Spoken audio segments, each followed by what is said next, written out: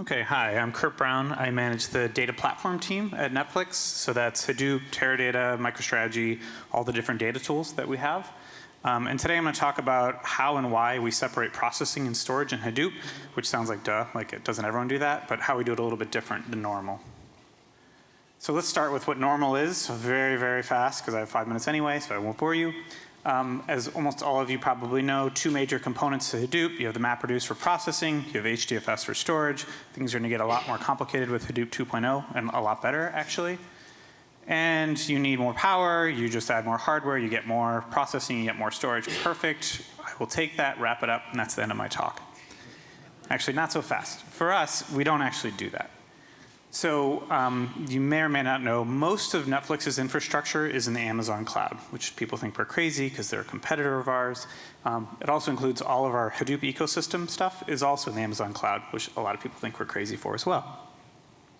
But it lets us do some pretty cool things. So one neat feature in AWS is S3. So it's basically an infinitely, in quotes, scalable object store. And we use it to backend our Hadoop clusters. So when you want to kick off a Hadoop job, you stream all the data in parallel over to your Hadoop job, you do your processing, and then the end results get put back in S3 as opposed to HDFS. So that sounds like an awful idea. Why would we possibly do that? We've just given up locality, haven't we? Isn't that like the promise of Hadoop? And we can't really use hardware that's optimized to work really well together. We have these different services that are cross-communicating. We really must be pretty silly people. So hopefully we're not. It turns out, especially in Amazon, the hit is actually not that bad in terms of streaming the data onto our Hadoop cluster, processing it, and then sending it back, especially because most jobs are either Pig or Hive, and they do multiple MapReduce jobs within them, and those actually do use HDFS and get the locality there, and just the final results go back. So it's not so bad.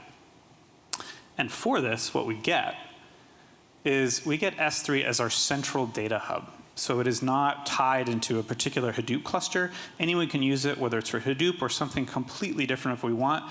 And then even nicer, if we need to store more data, we don't have to buy more processing power. We just say, hey, throw it in there, and it's pretty cheap. There's also options like Glacier, which are even cheaper within Amazon. So a nice key feature of S3, if you haven't used it, is that it's got 11 nines of durability, which is pretty nice from a disaster recovery perspective.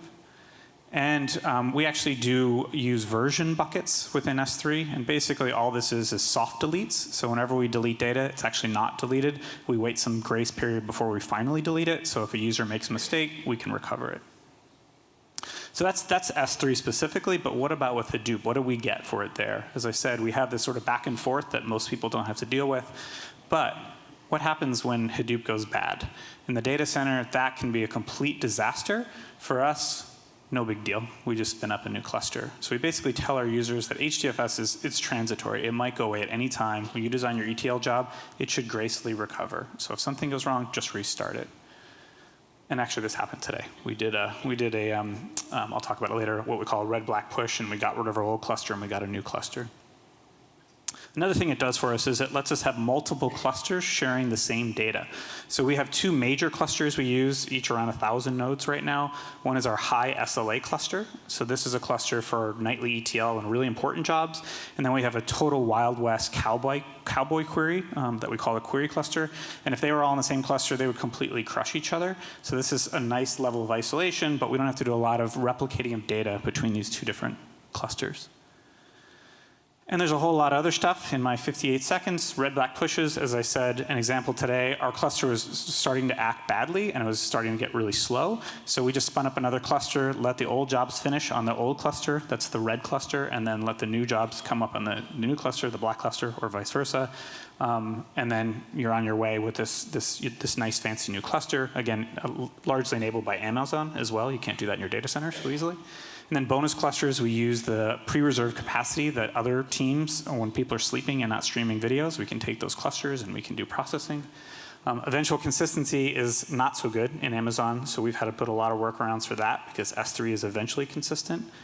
And then Genie is an open source technology that we put into place, which is an abstraction layer above Hadoop, which makes all this possible. And it's really cool, and I advise you to check it out, especially if you're in the cloud. I'm going to leave you with, if you love your data, set it free. That's what we did by backing with S3. And you may find a lot of great capabilities to do the same. Thanks.